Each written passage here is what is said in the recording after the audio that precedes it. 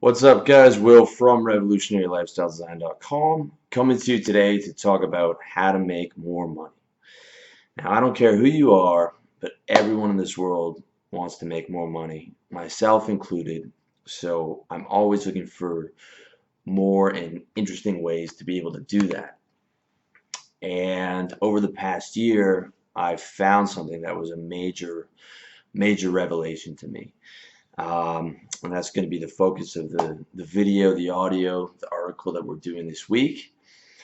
But to really understand how to make more money, you need to understand one thing first. You cannot make more money without focusing on making more money. Genius, right? Um, I know that sounds simple because it is, but that is a crucial part of being successful is focusing on chasing that money. That's what you have to do to get more money. It's not about the secret and willing it, manifesting it into reality through some magical means. It is about relentlessly chasing that money. Okay? That's why I tell you guys in a number of posts and articles, you got to have your yearly goals set up. And your most important of the 4 yearly goals, health, wealth, relationships, and lifestyle, is your wealth goal. Because if you are a man from 18 to 35, which most of my readers are, now's the time to be getting your money together, to be getting those clients that are going to be paying you for the rest of your life, to be building up that six-figure service business. And to do that, you need to focus on making more money. Now, let me give you an example from my past life as a salesman of a job I used to work at that was exceptional at doing one thing and one thing only, which was getting revenue. Okay?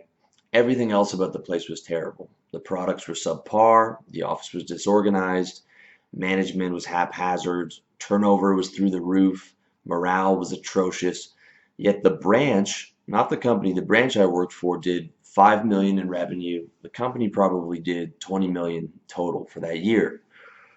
And the reason they were so profitable is because they did one thing properly. They focused on revenue like no other company that I'd worked for before. And they did that in two ways. By number one, by cutting costs at every corner. They made the back office staff work twice as hard as the average person in that job for half the pay. They built an office in the Philippines to do all the grunt work and to illegally scrape emails and add them to the email lists for our products. That's not something I found out until about a year of being there. And they cut costs at every corner in regards to expense accounts, product creation, all that stuff. On the surface, when I went in to interview, it looked like a very nice, reputable place, nice loft in downtown Toronto. They were very good at presenting the image, but underneath that, they would cut corners and cut costs at every possible place that they could. Number two, the way they focused on revenue was by putting pressure on their salesmen. This place did not look like a boiler room. It looked, very relaxed. Again, they sold you quite well on the kind of place it would be, but it was not like that at all. From performance reviews to daily team meetings to twice weekly sales meetings, I've never worked for a company that was more involved in the sales process. And it's not just like we were having meetings about your numbers or whatever. They knew every client you had, every client you were working on, every client you weren't getting.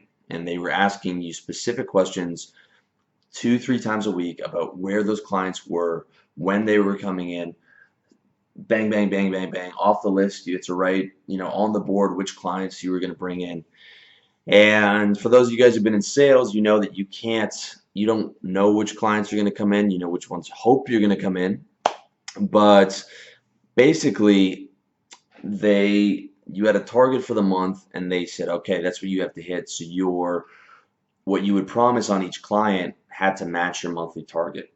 Okay. And so basically you had to give them the targets they wanted to hear. Even if you knew that some of those might not come in, if you didn't hit it, it was your fault. And if you crushed your targets, it was still your fault because they would tell you you didn't set the target high enough. You wouldn't know to look at the place, but they, out of all the jobs I worked for, and I worked in boiler rooms, I worked in call centers, they were the most focused on revenue that I've ever seen of any company. You know, it got to the point where I'd be in bed with a girl and I'd be thinking, well, Initech's going to come around this month for maybe 10 grand, not the 20 grand that I promised them. So I'm going to have to go back to Michael Scott at Dunder Mifflin and see if they want a half price takeover ad. And I know he told me they're tapped out on budget, but that's bullshit. I know they have supplementary cash lying around. I'll sell them on an urgency scenario and pitch them on price. Maybe I can get 6 grand out of them. I won't hit the 20 I promised, but it'll be something. And I'm thinking about targets in the shower. I'm thinking about targets when I wake up. Thinking about targets when I go to bed. That's the life of a salesman. Okay, if you want to learn how to succeed in sales, you need to become like a land shark who is on the perpetual hunt for revenue. I tell you exactly how to do that in my book, How to Sell, which you can find on my website, revolutionarylifestyledesign.com. And also tell you how to get out of sales, how to use your sales skills to build a service-based business that can provide for you, where instead of getting 20% of what you earn, you get 100%. But I'll give them credit. They got results. Okay, that they got guys pulling in 40K a month in revenue with nothing but a telephone and an internet connection.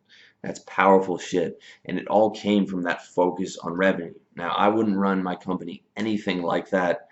And I'm not advocating any type of, unethical focus on your part. I would advocate the opposite. You always want to be able to sleep well at night, knowing that you're adding value and doing the right thing and helping people. But it is a business, and you do have to focus on making money. And I learned a ton from watching those guys operate. But enough about that, because I don't want to talk about how to make money at your job, because fuck your job. You shouldn't be spending your life trying to make some fuckbag richer, okay? I want to talk about making you richer in your own business and kicking ass at what you want to do in life. And I want to talk about that because I had a major revelation for my business that made me more money and more productive this year, and it's going to make me a ton more money in the next 10 years.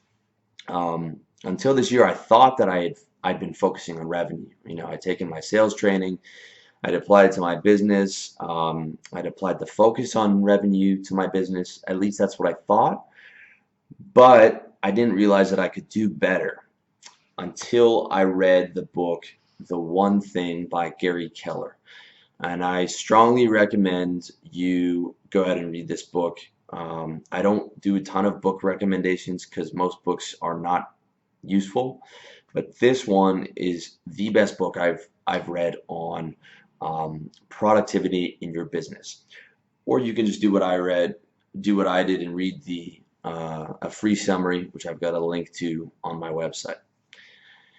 Gary Keller is the guy who built Keller Williams Real Estate brokerage, which is massive.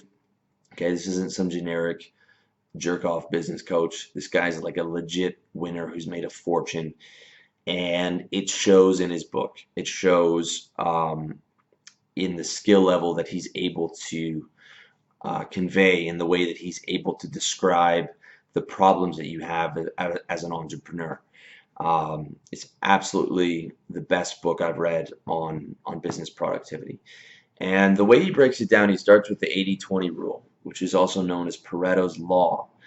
Pareto's Law means, on average, 80% of your results come from 20% of your efforts. Okay, I've noticed this to be true in every business that I've worked on. But that's, standard business book terminology. Everyone talks about Pareto's Law. But what Gary does, his innovation is I'll let him speak for himself. What he says is, what Pareto started, you've got to finish. Success requires that you follow the 80-20 principle, but you don't have to stop there. Keep going. take that 20% of the 20% of the 20% and continue until you get to the single most important thing. Okay? I had to reread that a couple times until it really sunk in. But what he's saying is take the 20% of your efforts that get 80% of your results and find what the most profitable thing of those 20% efforts are, and focus on that relentlessly over everything else. Okay? That's completely revolutionary to me because I was focusing on my 20%, but my 20% was like 4, 5, 6 things. Not until I figured out, okay, focus on my one thing, put more time into that, less time into the other things. And it only makes sense that my income is going to increase by doing that. He goes on to explain, contrary to what most people believe, success is not a marathon of disciplined action. Achievement doesn't require you to be a full-time disciplined person where your every action is trained and where you're in control of every situation. And that to me again was another revelation because I'm a perfectionist and I'm trying to control a million things in my business. I've got 10 different service providers, from site design to site optimization to SEO to writing new articles, releasing new products to back-end projects. I've got a million things that go into making this business, and I was trying to be a master of them all. I was trying to stay on top of everything, and it's really difficult. And so that really made a lot of sense to me. Okay, I don't have to be a master at everything. I can focus relentlessly on one thing and I can achieve success and more money by doing that. So the way to find your one thing, Gary recommends using this question. He says, what's the one thing I can do right now which will make everything else easier or unnecessary? With that said, that's where Gary and I disagree. And because I'm not very good at listening to people, I have to find what works for me. I tried this question and I couldn't find a clear answer.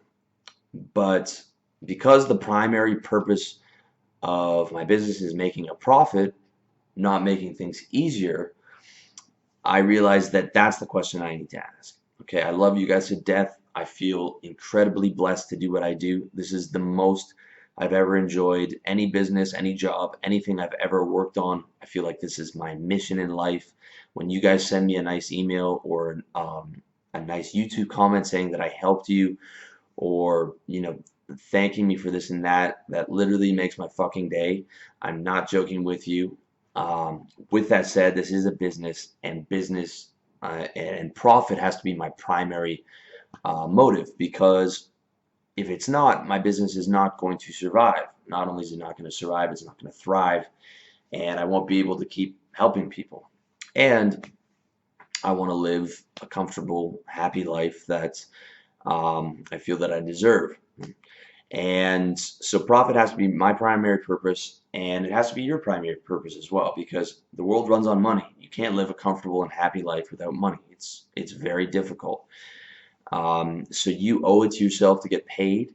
You are the CEO of You Incorporated, so it's your duty to do what's in the best interest of your primary shareholder, which is you. Therefore, the money question is, what's the most profitable thing I can possibly do? When I asked myself that question, I got an immediate answer, which was release more products. Okay? Let me explain. There are 6 things I can do in my business to make more money. Number 1, charge more. Number 2, promote my products more. Number 3, increase my traffic. Number 4, promote my affiliate links more. Number 5, increase the conversion rates on my sales pages. And number 6, release more products. Of those 6, releasing products is the most profitable thing I can do, at least where I am now.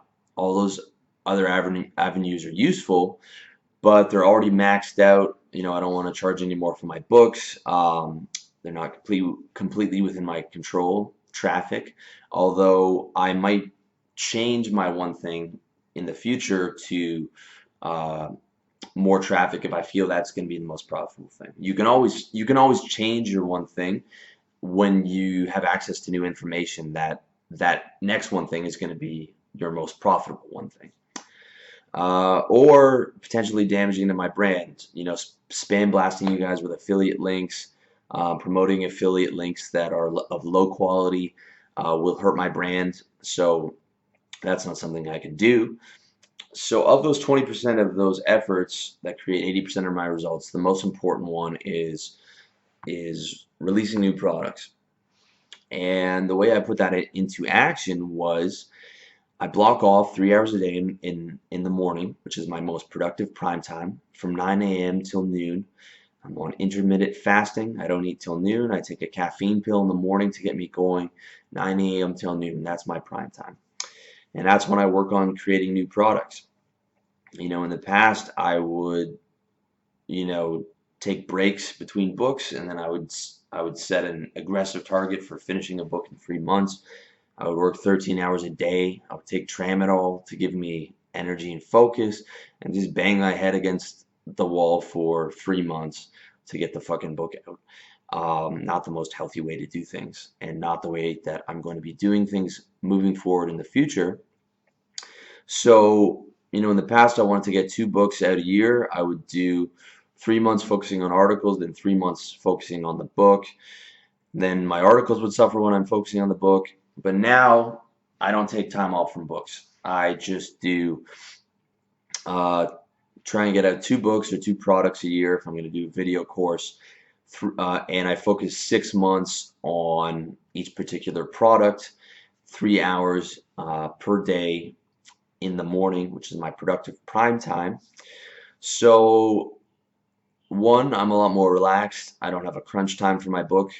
Number two, I'm a lot more productive because those 3 hours in the morning are equal to 6 hours of regular time.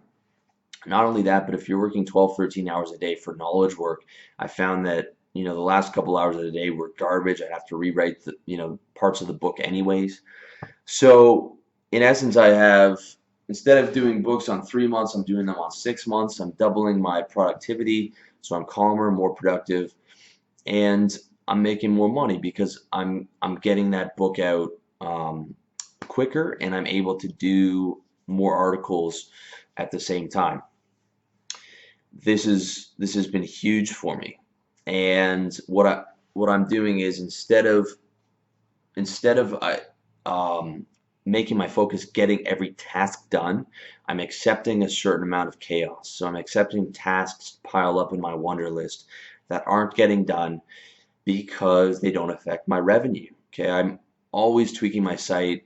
I'm still a perfectionist, but I say, okay, that's something we can do when I get time for it, and something we can do after the priorities are taken care of. So first 3 hours of the day working on the book, then I'm going to get my article out for the week, or try to, and then I can focus on the other tasks that are going to help my business but aren't the primary priorities. However, I will occasionally switch tasks.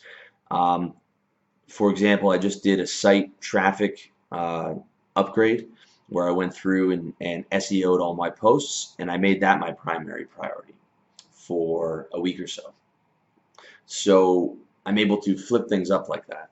Again, when you come across new information, don't hesitate to make that your one thing. It doesn't have to be the same thing all the time. So here's how to find your one thing. To find your one thing, I highly recommend you do a business review to find where the 20% of your efforts are that are bringing in 80% of your results. And then dig deeper and find what one thing is the most profitable out of that 20%. You can read Gary's book or the summary to see exactly how to do that, but it's really not that complicated. Okay, if you're running an online business, you can use a checklist. You can use my six things. Or if you're running a service business, which I recommend for the vast majority of guys because it is the highest success rate of any business, your 20% will probably come down to these 4 things. Number one, getting new clients. Number two, charging your current clients more. Number three, upselling your clients other services. Number four, creating new services to sell to your clients. And in my experience in sales, which is just like running a service business, except you only take home 20% of what you earn, my one thing was getting new clients, hands down above everything else. Because I knew that every new client I got could bring me in not only thousands of dollars that month, but hundreds of thousands of dollars in revenue over the course of a lifetime. Okay, a good client is literally worth hundreds of thousands of dollars to you. So I spent the bulk of my day harassing people on the telephone trying to get money out of them. That was my job, 70 to 100 calls a day. Hey, do you have any money? Do you have any money? Do you have any money? How are the kids? Yeah, like that for a long time. Needless to say, my life is much better now, but the skills that I learned and the discipline that I got from sales made me the man I am today and made me be able to succeed in this business as well. So if you're interested in that, check out my book, How to Sell. It's like no other sales book you've seen because I don't lie to you in it. I tell you that sales is fucking brutal. But if you're a young guy and you want to make six figures and you're not ready to start your own business, sales is the only place to do that. And if you do want to start your own service business, but you're not ready to do that, sales is the best training for that. And I show you exactly how to use sales as a springboard to get out and do your own thing. Enough of the plug. Okay. Getting back to what we were talking about, every business is different. The important thing is you find your one thing and make it your primary priority. Even if you don't have a business yet, I want you to be thinking about what your most profitable source of revenue is going to be in your future business, so that when your business is set up and operational, which hopefully you're working on making happen right now, because there's no excuse not to be working on starting a business. It doesn't matter how young or old you are. There's absolutely not a single excuse to not be started on working on your own business. Okay, think about how it's going to look when you get started, so that when you're operational you can hit the ground running with your one thing ready to go. Okay, if I'd found my one thing 4 years ago and I'd started writing books 4 years ago when I started RLD instead of 2 years ago, and I was writing them in the same way that I am now, I would have had twice the amount of products available to sell to you guys, which means I would literally be bringing in twice the amount of money that I'm bringing in now. Big mistake. Okay, don't make the same mistake. So lesson learned, don't make the same mistake I did. By implementing this new system, I'm going to add, I'm guessing about 20% revenue increase year over year, because I'm going to be able to get the books out faster without sacrificing putting out articles, so that my traffic will stay up and consistent. And I'm feeling so much more peaceful because I'm accepting chaos. I'm accepting a bit of chaos for the tasks that don't affect my bottom line. I'm feeling more productive, and I'm making more money. So it's really a beautiful thing, and I'm very thankful I read this book, because it's rare when I get a revelation. I might get 1 or 2 revelations a year, and this was a big one for my business. I highly recommend that you check it out. So in summary, do a business review, find your 20%, narrow that 20% down to your one thing, which is your most profitable activity. Block off at least 3 distraction-free hours in your productivity prime time to make it happen. I'm talking about turning off your phone, no emails, no interruptions, having food ready if you need it, so you don't have to get up and go get food, go to the bathroom before. No breaks, just pure productive prime time.